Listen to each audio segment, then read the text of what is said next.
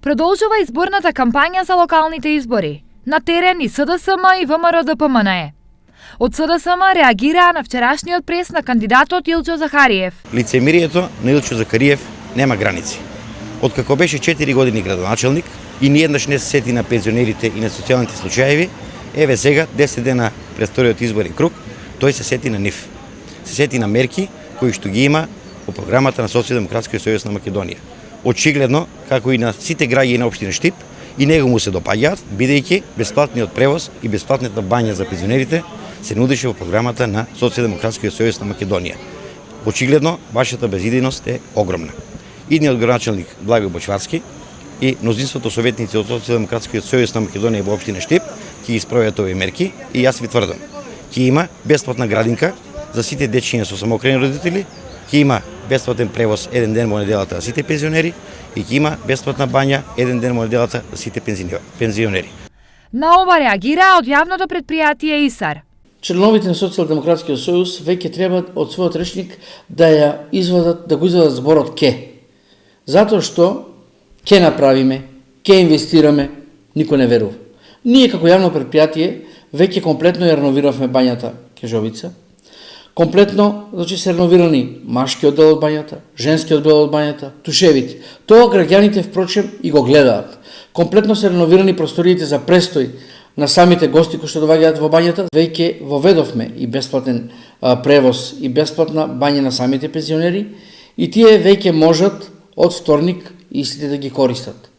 Се што се гледа и што е реално е вистина. Се што ќе се направи е лага. Кандидатот за градоначелник од СДСМ Благој Бочварски понуди нови проекти за жителите на населбите Баби и Дузлак. Ќе ја подобриме инфраструктурата во населба Баби, на улиците во оваа населба и во населба Дузлак, каде што имаме проблеми со тротоарите.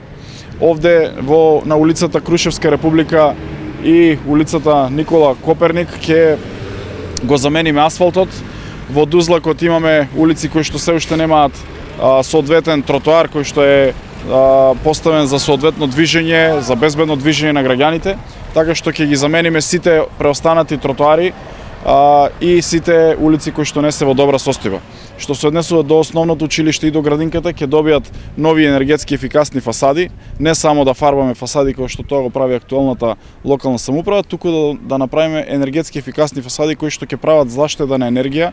Теренот за фудбал кој што го има во населба Баби ќе добие своји трибини за да граѓаните можат пристојно да гледат и да следат фудбалски надпревари помеѓу нашите фудбалски клубови од нашиот град и од источниот дел на Македонија, каде што се надпреварува овој фудбалски клуб.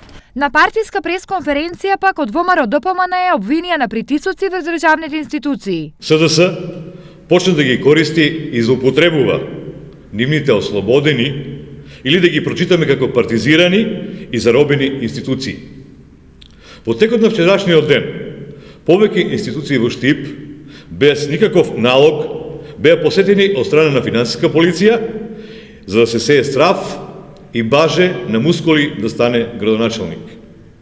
Ние како ВМРО-ДПМН ги охрабруваме штипјани да не потпаѓаат на притисоците на СДС, кои во овој период ќе се зголемуваат и на 29 октомври гордо и достоинствено да заокружиме за број 13, да заокружиме за Илчо Захариев, бидејќи само на тој начин нема да го предадеме нашиот град и нашата држава Македонија.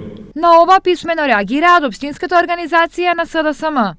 Очигледен е стравот поради сите криминални действија што ги имате направено на чело со Илчо Захариев и кои ќе бидат откриени по превземањето на локалната власт. СДСМ и коалицијата е победник на овие локални избори.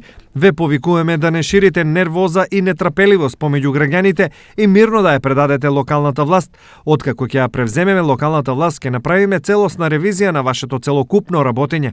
Ако сте чисти, нема да ви пречат ниту контролите, ниту инспекторите. Очигледно, причина за страф има.